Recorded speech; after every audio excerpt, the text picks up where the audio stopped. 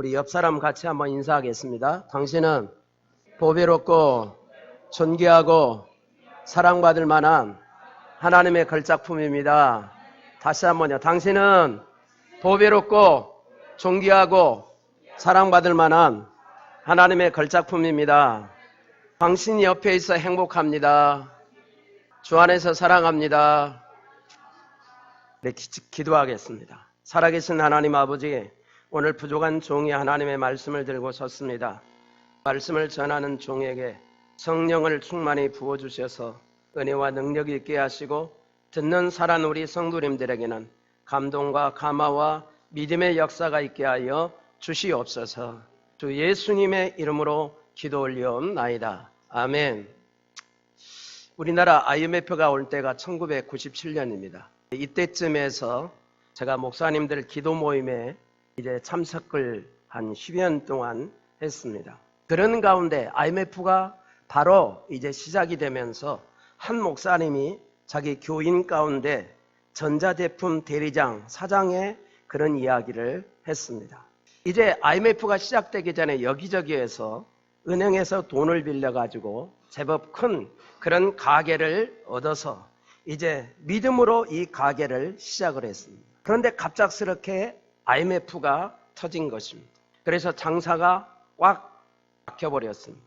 은행 빚 이자는 천정부지로 섰고 또 친척들에게 돈을 이렇게 빌려다가 은행 이자를 맞다 보니까 빚이 눈덩이처럼 이렇게 커져가기 시작했습니다. 그래서 장사도 안 되고 갚을 길이 막막한 것입니다. 처음에는 조금 시간이 지나면 어떻게 되겠지라고 하는 이런 생각을 했는데 도저히 헤어나올 길이 없었습니다.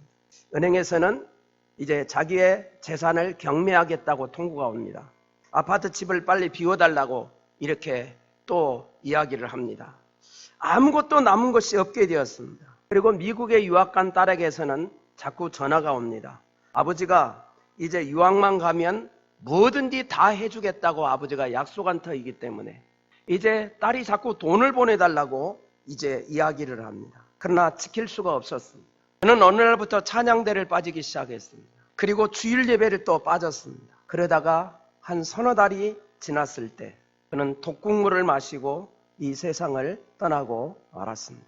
그 교회가 생긴 이후에 가장 큰 충격이었고 그 일로 인해서 그 아내도 병으로 눕고 말았습니다. 이 아내의 말을 전달합니다. 내 남편은 일어서려고 부단히 노력을 했습니다. 노력하는 동안은 식사도 잘하고 정상적인 활동을 했습니다. 그러다가 점점 낙심하는 것 같았습니다. 그러더니 어느 날 갑자기 모든 것을 체념하더라고요. 그러면서 그는 가버렸습니다. 라고 하는 것이었습니다. 여러분, 그렇습니다. 사람들의 삶의 위기나 낙심이 찾아올 때 이렇게 삶의 의욕을 잃습니다. 그리고 또 심하면 극단적인 선택을 합니다. 그래서 심리학자 크레이는 이런 말을 했습니다. 상티푸스나 당뇨병, 폐렴 등은 한 사람을 죽이는 데 비하여 침울, 우울, 염세증, 낙심 등은 10사람을 죽인다. 생각보다 낙심의 파괴력은 무섭다라고 이야기를 했습니다. 낙심이라고 하는 것이 무엇입니까? 낙심은 바라던 것이 이루어지지 않음을 인해서 마음이 상한 상태를 말합니다. 낙심이라고 하는 말의 한자의 뜻은 이렇죠. 떨어질 낙에다가 마음심입니다. 그러니까 마음이 떨어지는데 마음이 낭떠러지에서 툭 떨어져 버리는 거예요. 그래서 어떻게 할 방법이 없는 것입니다. 갑작스럽게 예상치 않게 어려움을 당하거나 또 바라던 일이 되지 않음으로 인해서 마음이 상하게 되어 마음이 딱 떨어져 가지고 정상적으로 움직이지 못하는 상태를 낙심이라고 이야기를 합니다. 사람들은 세워놓은 목표가 있는데 세워놓은 목표대로 잘 안 되고 안 될 때 장애물이 생길 때 낙심을 합니다. 특히 끝까지 일을 같이 하기로 했던 사람이 배반을 하고 배신을 하고 이제 어려움을 당할 때 낙심을 합니다. 또 갑작스러운 어려움을 당했는데 미래가 불투명하거나 소망이 없을 때 열심히 해도 안 될 때 낙심을 합니다. 또 우리가 영적으로 말하면 전도를 해도 하다가 안 되면 어떤 사람은 낙심하기도 해요. 또 주변에서 사람을 돕고 세우려고 하는데 사람이 변화되지 않습니다. 그러면 또 이렇게 낙심하기도 합니다. 어떤 사람은 질병으로, 어떤 사람은 환경으로, 어떤 사람은 여러 가지 삶의 상황으로 이런 낙심을 하기도 합니다. 또 영적으로는 어떤 사람들이 믿음으로 뭔가를 해결해 보려고 기도를 합니다. 그런데 기도를 해도 안 되는 거예요. 이럴 때 또 낙심을 하게 되는 경우들을 보게 됩니다. 오늘 하나님의 말씀을 보면 다윗은 하나님으로부터 응답이 없자 매우 낙심을 했습니다. 본문 3절 말씀입니다. 사람들이 종일 나더러 하는 말이 내 하나님이 어디 있느냐 하니 내 눈물이 주야로 내 음식이 되었도다. 10절입니다. 내 뼈를 찌르는 칼같이 내 대적이 나를 비방하여 늘 말하기를 내 하나님이 어디 있느냐 하는도다. 다윗이 이스라엘 왕으로 선택을 받았지만 정적들이 많아서 왕위에 오르지 못하고 약 10여 년 이상을 그는 쫓겨다니면서 고통스러운 삶을 살았습니다. 그런 고통스러운 삶 가운데 하나님, 빨리 하나님께서 나를 왕위로 세워주시기를 원한다면 그 자리에 갈 수 있도록 해달라고 많은 기도를 드렸습니다. 그런데도 응답이 없었습니다. 그러자 사람들이 놀려댑니다. 네가 믿는 하나님이 어디 있어? 네 하나님 죽은 거 아니야? 죽었으니까 기도를 해도 응답이 없지. 하나님이 살았다면 하나님이 살았다면 너를 사랑하지 않는 거야. 둘 중에 하나야. 라고 이렇게 놀려대기도 합니다. 사실 다윗은 잘못을 한 것이 없습니다. 대적들에게 우겨쌈을 당하고 조롱을 당했습니다. 그래서 밤낮으로 눈물을 흘리면서 하나님께 기도를 하였습니다. 하나님만 바라보고 의지하는데 한동안 동안 아무런 응답이 없는 것이었습니다. 오히려 주변 사람의 조롱거리만 심해질 뿐이었습니다. 이때의 다윗은 크게 낙심을 했습니다. 그래서 다윗은 오늘 본문에 낙심이라고 말을 낙망낙심을 3번이나 사용하고 있는 것을 보게 됩니다. 다시 말하면 다윗이 굉장히 낙심을 했다라고 하는 거예요. 그러나 다윗은 그런 낙심 가운데 일어섰습니다. 그 비결은 뭘까요? 한마디로 말하면 그런 가운데도 끝까지 하나님을 바라본 것입니다. 그래서 그는 낙심 가운데 일어서게 된 것입니다. 사랑하는 성도님 여러분, 여러 가지 이런 이유로 저런 이유로 혹시 낙심과 좌절 가운데 있는 성도님들이 있습니까? 그렇다면 오늘 다윗의 삶을 집중할 수 있기를 바랍니다. 다윗처럼 끝까지 하나님을 바라보고 의지함을 통해서 이 낙심 가운데서 일어서는 성도님들이 될 수 있기를 주의 이름으로 축원합니다. 여러분, 그렇다면 우리들이 낙심 가운데 있을 때 어떻게 이 낙심을 이겨내고 일어설 수 있을까요? 첫째는 환경, 문제보다도 크신 하나님께 소망을 두고 이 크신 하나님을 바라보면 낙심을 이기고 극복을 합니다. 한번 따라서 하겠습니다. 나는 환경, 문제보다 크신 하나님께 소망을 두고 크신 하나님만 바라봄으로 낙심을 이기리라. 그렇습니다. 우리 하나님이 어떤 하나님이에요? 내가 만난 문제보다, 내가 만난 환경보다, 내가 당하고 있는 상황보다 더 크신 하나님이에요. 이 크신 하나님을 바라보고 의지하면 누구든지 좌절과 절망과 낙심을 다 이길 수가 있는 것입니다. 본문 5절 말씀입니다. 내 영혼아 내가 어찌하여 낭망하며 어찌하여 내 속에 불안해하는고 너는 하나님께 소망을 두라. 누구나 힘든 환경, 불안한 미래, 답답한 상황을 바라보며 낙심합니다. 절망합니다. 좌절이 증폭됩니다. 그래서 하나님께서 시편 말씀을 통해서 환경, 상황을 바라봄으로 불안하며 낙심하지 말고 하나님께 소망을 두고 이 하나님만 바라보라고 외치고 있는 것입니다. 신약 성경에 베드로가 다른 제자들과 함께 배를 타고 갈릴리 바다를 건너가고 있습니다. 그런데 풍랑을 만났습니다. 금방이라도 이 파도가 배를 삼켜버릴 것 같은 그런 두려움에 쌓여 있었습니다. 근데 그때 예수님께서는 뭘 하고 계셨냐면 산에서 기도를 하고 계시다가 제자들을 굽어 살피셨습니다. 제자들이 풍랑 만난 것을 보고 멀리서 이렇게 찾아오시는 겁니다. 그런데 처음에 이 제자들은, 베드로를 비롯한 제자들은 마치 유령이 옆에서 멀리 나타난 줄 알았어요. 그런데 자세히 보니까 예수님이셨습니다. 주 예수님께서 베드로에게 말씀을 합니다. 나다. 나니 두려워하지 말라고 이야기를 했습니다. 그때에 이 예수님 주님을 알아본 베드로는 용기 백배에서 말했습니다. 주님, 나를 명해서 이 호수 바다 위를 걸어가게 하소서라고 요청을 했습니다. 이때 예수님이 베드로에게 명령했습니다. 물 위로 걸어오라. 베드로가 한 발자국을 이 호수 위에다가 내디뎠습니다. 희한한 것은 이 물속에 빠져들어가지 않고 한 발이 이제 호수 위에 있었습니다. 그리고 또 한 발을 내딛었습니다. 역시 가라앉지 않고 또 그 발도 이 호수 위에 서 있었습니다. 그래서 그는 계속 앞으로 주님을 바라보면서 걸어갔습니다. 바다 위를 걸어갈 수 있었던 것입니다. 너무나 신기한 일이었습니다. 그러다가 깜짝 놀라다 보니까 그가 눈이 주님에서 띄어졌어요. 그리고는 뭘 보냐면 바다를, 이 호수를 봤습니다. 그랬더니 풍랑이 막 세차게 치는 거예요. 그 풍랑을 바라보는 순간 이 베드로는 물속에 빠져들어갔습니다. 그래서 주님께 이야기를 합니다. 나를 건져주소서. 그래서 손을 내밀어서 주님이 이 베드로를 건져줍니다. 여러분, 여기에서 볼 수 있는 것이 있습니다. 베드로가 주님만을 바라봤을 때는 호수 위에 바다 위도 걸어갈 수가 있었습니다. 환경이 문제가 되지 않습니다. 상황이 문제가 되지 않습니다. 그런데 이 베드로의 눈 시각이 주님에게서 떨어지고 풍랑을 볼 때 주님이 없어졌어요. 주님을 의지하는 게 없어졌어요. 그리고 뭐가 크게 보입니까?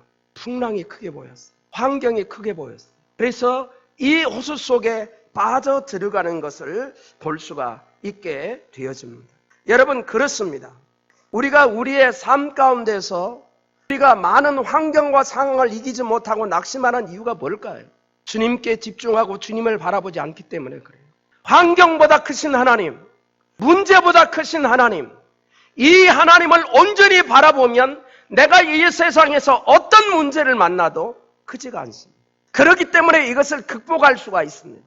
하나님이 이 모든 문제를 극복하게 해 주시는 것입니다. 그러므로 우리 사랑하는 성도님들은 삶 가운데 오로지 누구를 바라보냐면 주님만, 하나님만 바라보고 그분이 크신 분이라고 하는 것을 의지하며 믿음으로 살아가는 우리 사랑하는 성도님들이 되어줄 수 있기를 주의 이름으로 축복합니다. 그래서 오늘 본문에서도 이제 너의 소망을 하나님께 두라고 말하는 거예요.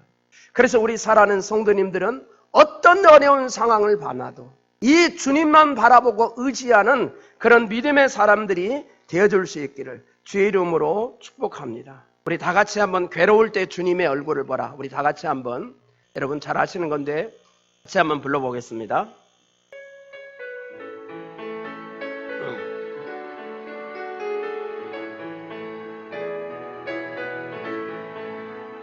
괴로울 때 주님의 얼굴 보라. 평화의 주님 바라보아라. 세상에서 시달린 친구들아, 위로의 주님 바라보아라. 눈을 들어 주를 보라. 내 모든 염려 주께 맡겨라. 슬플 때에 주님의 얼굴 보라. 사랑의 주 안식 주리라. 힘이 없고 내 맘이 연약할 때 능력의 주님 바라보아라. 주의 일을 들으는 모든 자를 힘주시 권을 지켜주시리. 눈을 들어 주를 보라. 눈을 들어 주를 보라.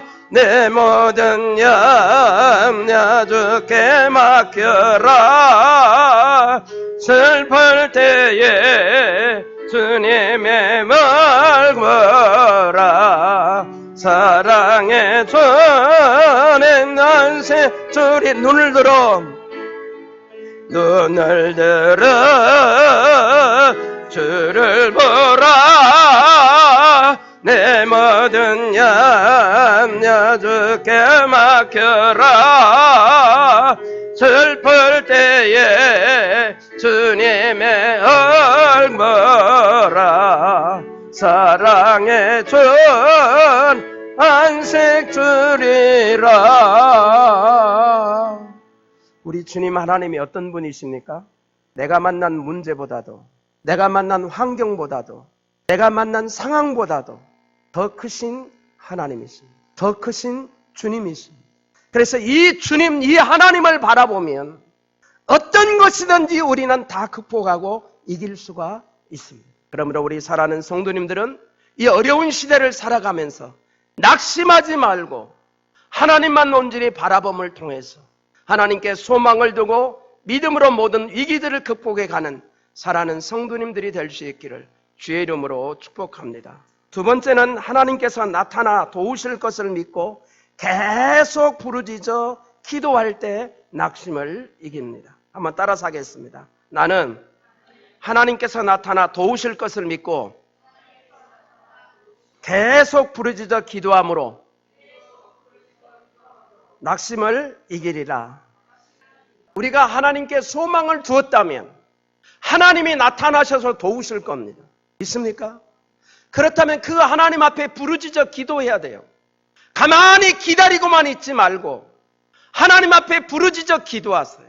부르짖어 기도하면 하나님이 나타나셔서 우리가 기대하며 소망하는 것들을 다 이루어 주실 것입니다. 본문 5절에 보면 너희 하나님께 소망을 두라. 그가 나타나 도우심으로 말미암아.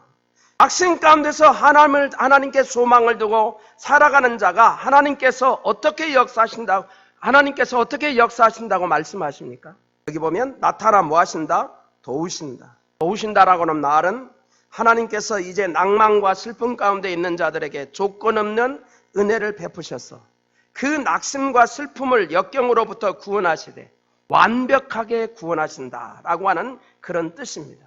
하나님은 낙심 가운데서도 하나님께 소망을 두고 하나님만 바라보고 의지하는 자에게 은혜를 베푸신데 낙심과 슬픔과 역경으로부터 완전히 구원해 주신다는 그런 뜻이에요. 그렇다면 낙심과 좌절 가운데 있는 사람이 하나님을 소망한다면 해야 될 자세가 뭘까요?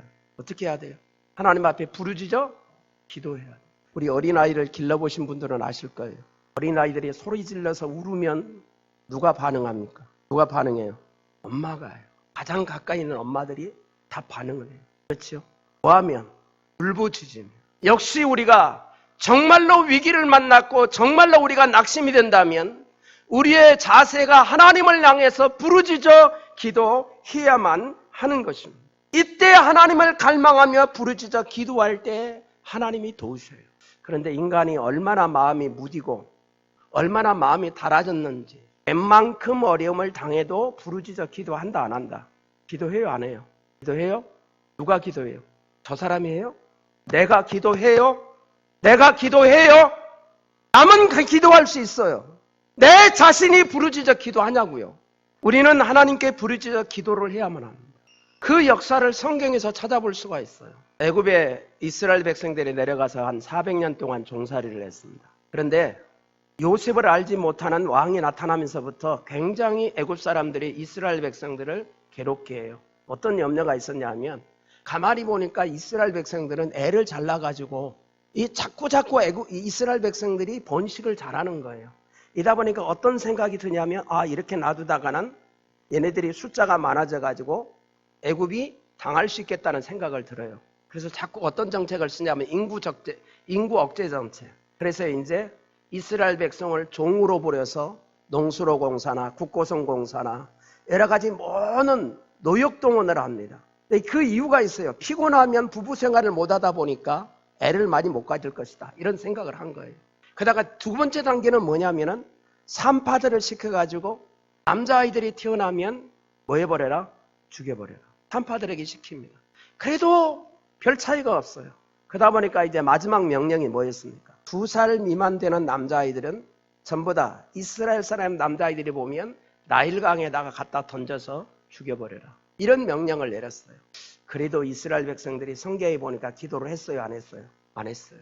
그러면서 이전보다도 그런 가운데 더 엄청난 중노동을 시킵니다. 그러니까 이제는 여러 가지 먹고 살기도 힘들고 힘들게 일해야 되니까 그때서 소리질러 기도를 합니다. 그 내용이 출애굽기 2장 23절에서부터 25절까지 나오는 내용입니다.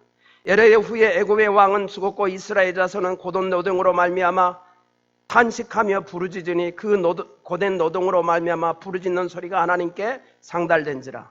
하나님이 그들의 고통 소리를 들으사 하나님이 아브라함과 이삭과 야곱에게 세운 그 언약을 기억하사 하나님이 이스라엘 자손을 돌보셨고 하나님이 그들을 기억하셨더라. 하나님이 움직이지 않으셨습니다. 언제요? 기도하지 않을 때는 아무리 어려운 일을 당해도 움직이지 않으셨어요. 근데 언제 움직이셨습니까? 이스라엘 백성이 부르짖어 뭐 할 때? 기도할 때. 그래서 하나님이 모세를 세워서 하나님은 하나님의 방법, 하나님의 능력으로 이스라엘 백성을 아예 종살이에서 건져내셨습니다. 이것이 부르짖는 기도의 힘이에요. 그러므로 우리는 믿음으로 하나님 앞에 뭐 해야 되냐면 우리가 낙심이나 좌절이나 어려운 환경을 극복하려면 하나님 앞에 부르짖어 기도해야만 합니다. 누가 해야 돼요? 내가요. 제일 중요한 게 내가 기도하는 것입니다. 이 기도를 하면 하나님이 여러분들의 모든 것들을 위기와 낙심 가운데서 건져내 주실 것입니다. 어떤 교회 여자 집사님이 계셨는데 남편이 식당을 하는데 잘 안 됐습니다. 남편은 늘 장심을 했어요. 그런 가운데 기도원을 갔습니다. 그랬더니 기도원 가서 보니까 자기보다 자기 가정 사정이 어려운 사람들이 더 많더래요. 근데 그러는 가운데 설교를 들었는데 어떤 설교를 듣냐면 히브리서 11장 6절입니다. 믿음이 없이는 하나님이 기쁘시게 못하나니 하나님께 나아가는 자는 반드시 그가 계신 것과 그를 찾는 자들에게 상 주시는 이심을 미래할지니라. 하나님이 계신 것을 인정하고 또 하나는 중요한 것이 뭐였냐면 하나님이 살아계신다. 두 번째는 하나님을 찾는 자들에게 하나님이 상을 주신다. 하나님께 상을 찾는 것을 여러 가지로 이분은 이해를 했어요. 내가 하나님 앞에 찾는 것은 기도하는 것이다. 구하는 것이다. 그렇게 해서 내가 하나님께 기쁨을 드리리라. 하나님 기도를 드리고 하나님 앞에 부르짖어 기도를 했습니다. 그리고 내려갔어요. 내려가서 자기가 은혜 받은 얘기를 자기 남편에게 이야기를 합니다. 여보, 내가 산에 올라가서 이런 은혜를 받았는데 우리가 하나님 믿는 사람이잖아. 그러니까 하나님께 기쁨을 드려야 되지. 하나님께 기쁨을 드리기 위해서 이렇게 했으면 좋겠어요. 어떤 것이 하나님께 기쁨이 되는 것이 될 수 있을까? 첫째는 여기 보니까 하나님을 찾는 자들에게는 상 주신다. 이걸 어떻게 이해했냐면 하나님 앞에 계속 찾아서 기도하면 하나님께서 뭔가 응답을 주시고 복을 주실 거라는 그런 기대감을 가졌어요. 그래서 이렇게 이야기합니다. 여보, 우리가 하나님이 기뻐하시는 일이 뭘까? 그것과 더불어서 우리가 하나님을 찾는 것이 뭘까를 생각하자고. 그래서 그가 이런 제안을 했다고 합니다. 여보, 우리 둘이 식당 끝나면 저녁이면 집에 가기 전에 꼭 교회에 들러서 단 5분이라도 우리는 하나님 앞에 믿음의 기도를 드립시다. 그리고 두 번째는 뭐냐면은 우리가 정말로 하나님을 기쁘시게 하는 일이라면 하나님이 첫째가 돼야 되니까 주일이면 우리는 가게를 닫읍시다. 이 두 가지를 이제 제안을 하고 그렇게 이제 믿음으로 이제 실시를 한 거예요. 근데 한 몇 달을 그렇게 계속 하다 보니까 삶에 좀 좋은 징조가 오더래요. 그래서 그때 아하, 하나님이 우리가 뭔가 믿음의 표현을 하니까 하나님이 뭔가 사인을 주시는구나 라고 하는 것을 깨닫고는 이제는 그런 결심을 했대요. 우리가 여태까지는 하나님 앞에 하나님을 믿는다고 하지만 헌금 생활도 제대로 못했는데 헌금 생활도 우리가 제대로 하자고. 그래 둘이 약속을 했대요. 그래서 11조를 하고 뭐 감사 헌금을 하고 뭐 성경음도 하고 둘이 약속을 해가지고 그렇게 지켰대요. 그랬더니 하나님이 놀랍게 삶을 축복을 해주더라는 거예요. 여러분, 우리는 우리의 생각을 뛰어넘는 하나님의 역사가 있다는 것을 여러분 꼭 기억할 수 있기를 바랍니다. 여러분, 우리는 계산적으로 신앙생활하면 하나님이 주시는 은혜와 축복을 받아 누리지 못해요. 계산은 내가 더 정확하고 빠를까요? 하나님이 더 정확하고 빠를까요? 하나님이 훨씬 정확하시고 훨씬 빠릅니다. 우리는 믿음이 없이는 하나님을 기쁘시게 못해요. 그러므로 우리는 이 믿음을 가지고 뭔가 하나님 앞에 약속을 하면서 계속 부르짖어 기도하면 하나님이 반드시 우리의 삶을 보정해 주시고 위기와 낙심 가운데서 건져 주십니다. 이런 은혜들이 우리 사랑하는 성도님들에게 차고 넘칠 수 있기를 주의 이름으로 축원합니다. 마지막 세 번째는 낙심 중에도 합력하여 선을 이루시는 하나님을 바라보고 감사 찬송하며 계속 기도하면 낙심을 이기게 됩니다. 한번 따라서 하겠습니다. 나는 낙심이 될 때 합력하여 선을 이루시는 하나님을 바라보므로, 중요한 게 어떤 하나님이요?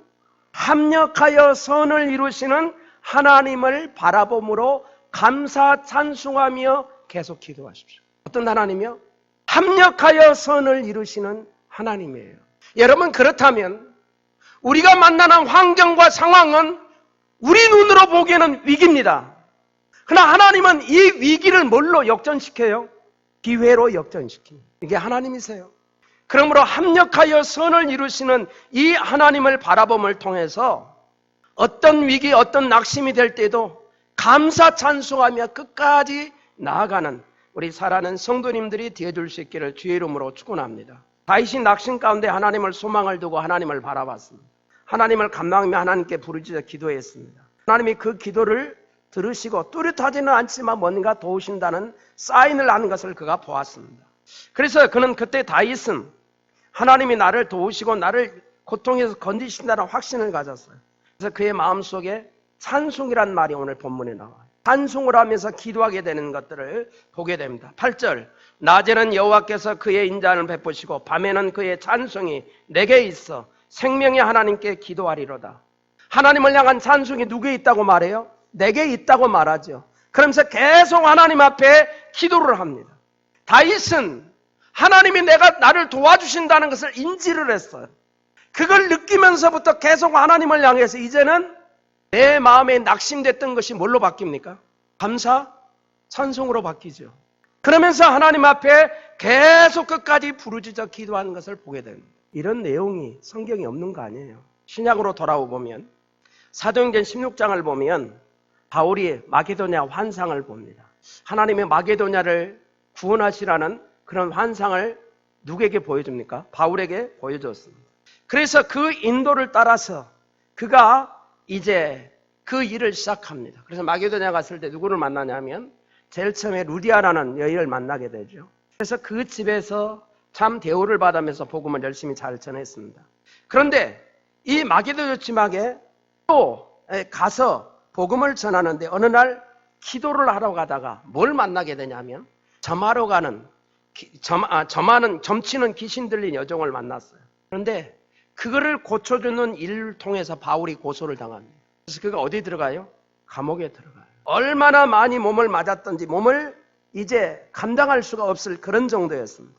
그런 가운데 바울은 한편 마음에서는 여러분 분한 마음, 억울한 마음이 있었겠어요? 없었겠어요? 하나님의 인도받아서 왔어요. 환상 보고 왔어요. 그런데 감옥 들어가서 엄청나게 두드러 맞았어요. 죽을 징역으로 맞았어요. 그럼 그때 여러분 같으면 어떤 생각이 들겠어요? 하나님 살아계셔? 죽어 있어. 왜 나를 이렇게 어려움을 당하게 하는 거야? 근데 그는 밤중쯤 돼서 하나님 앞에 찬송을 하며 기도를 합니다. 왜 그랬을까요? 여기 성경의 본문에는 나오지 않지만 로마서 8장 28절을 보면 이렇게 말합니다. 하나님을 사랑하는 자, 그 뜻대로 부르심을 입은 자들에게는 모든 것이 합력하여 선을 이루느니라. 여러분 기억하십시오. 내가 만난 환경은 하나님의 뜻에 관계없는 것이 하나도 없습니다. 내가 만나는 문제, 내가 만난 상황, 하나님을 바라보면 이 모든 환경과 상황이 합력해서 뭘 이뤄요? 선을 이뤄요. 그래서 바울은 계속해서 밤중에 하나님께 감사하고 찬양을 했어요. 그랬더니 어떤 역사가 일어났습니까? 옥문이 열렸어요. 감옥 안에 있는 사람들의 모든 그런 묶여있던 것들이 풀려났어요. 그러니까 여기 감옥을 지키고 있던 간수들이 난리가 났습니다. 뭐 하려고요? 이제 우리는 끝장이야. 죽으려고 난리가 아니었습니다. 그렇죠? 그러면서 바울에게 이야기하면 선생님이야, 내가 어떻게 해야 구원을 얻을 수 있습니까? 그때 이야기를 주 예수를 믿으라. 그리하면 너와 내 집이 구원을 얻으리라. 그 이야기를 듣고 간수생이들이 바울을 자기 집으로 모셔서 식사 대접을 하며 그를 이제 바로 이제 대접한 것을 성경에서 볼 수가 있게 됩니다. 여러분 바울을 보십시오. 그가 감옥에 들어갔지만 이 감옥에서 어떤 역사가 일어났어요? 간수들을 다 구원하고 하나님의 생명의 역사를 모든 사람들이 보게 하는 놀라운 기적의 역사가 일어난 것들을 볼 수가 있게 됩니다. 우리가 하나님 앞에 감사 찬송하며 끝까지 하나님을 바라보고 부르짖어 기도해야 될 이유가 있습니다. 왜요? 우리 하나님은 우리에게 어떤 하나님? 합력하여 선을 이루시는 하나님. 그러므로 현재 내가 당하는 환경과 상황을 보고 낙심하고 좌절하지 마십시오. 하나님은 이 환경과 상황을 통해서 하나님이 우리를 위해서 준비해 놓으신 하나님의 그런 이상이 있습니다. 이걸 바라보면서 날마다 믿음으로 달려갈 수 있는 우리 사랑하는 성도님들이 되어줄 수 있기를 주의 이름으로 축원합니다. 말씀을 정리하겠습니다. 낙심이 오면 우리가 어떻게 해야 된다고요? 오늘 세 가지를 말씀드렸어요. 첫째는 환경, 문제보다 크신 하나님께 소망을 두고 하나님만 바라보라. 두 번째는 하나님께서 나타나 도우실 것을 믿고 계속 부르짖어 뭐해라? 기도해라. 세 번째는 하나 합력하여 선을 이루시는 하나님을 바라보면서 감사 찬송하며 끝까지 계속 기도해라. 우리 하나님은 어떤 하나님이요? 합력하여 선을 이루시는 하나님입니다. 이 하나님을 바라보는 가운데 날마다 믿음으로 승리하는 살아가는 성도님들의 삶이 될 수 있기를 주의 이름으로 축복합니다. 기도하겠습니다. 살아계신 전능하신 우리 아버지 하나님, 오늘도 저희들 어려운 시대를 살아가는 우리들에게 하나님께서 말씀을 통해 우리에게 위로를 주시고 새로운 힘을 주신 것을 인해서 감사합니다. 하나님, 성경에 나오는 모든 위인들은 어려운 환경이나 상황을 만나지 않은 자들이 아무도 없습니다. 다윗도 이스라엘 백성도 바울도 다 어려운 역경을 만났습니다. 그리고 낙심 직전까지 그들이 처해 있었던 것을 봅니다. 그런 상황 가운데도 그들은 다 모든 위기와 낙심을 극복하고 일어섰습니다. 오늘 그 비결이 무엇인지를 하나님의 말씀을 통해서 저희들이 살폈습니다. 하나님, 오늘 우리들에게도 이 어려운 시대를 생각하면 앞일이 답답합니다. 그러나 오늘 말씀을 통해 우리에게 소망을 주신 것을 감사합니다. 하나님, 믿음으로 우리가 살아가기를 원하옵나니 오늘도 이 말씀의 영성을 우리의 신령 가운데 부어 주시옵소서. 하나님, 우리 모두에게 환경과 문제보다 크신 하나님께 소망을 두고 하나님만 바라보는 믿음을 주시옵소서. 이 하나님이 나타나셔서 도울 것을 믿고 우리가 계속 부르짖어 기도하는 기도의 영성을 주시기를 원합니다. 합력하여 선을 이루시는 하나님을 바라보고 날마다 감사 찬송하며 끝까지 기도하는 믿음을 우리에게 주시옵소서. 그래서 우리 모두가 다 이 어려운 시대를 이기며 소망과 또 하나님 주시는 축복을 기대하며 모두가 다 믿음으로 일어서는 성도들이 되게 하여 주시옵소서. 거룩하신 예수님의 이름으로 기도 올리옵나이다. 아멘.